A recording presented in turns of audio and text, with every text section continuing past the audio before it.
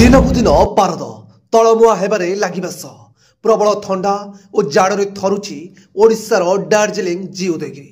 पारद 7 डिग्री रे पहुंचीथिबा रेकर्ड करिछि आंचलिक कृषि गवेषणा और परामर्श केन्द्र।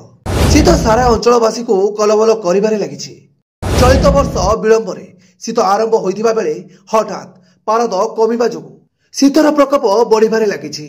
सेहिपरि गत 4 दिन हेब दैत्यनगरी कटक और भुवनेश्वर में पारद 14 डिग्री तलकू खसी आसी। सकाळु प्रबल कुहुड़ी जोगु भ्रमण पर लोके घर बाहर ना।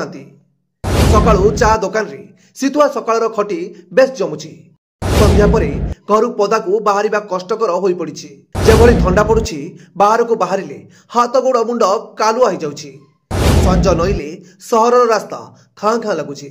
सुनसान लगुछि सड़क दुकान और बजार। पाणीपाग विभाग सूचना अनुसार आगामी दिन में तापमात्रा आउरी खसिबा सह जाड़ बढ़िबो।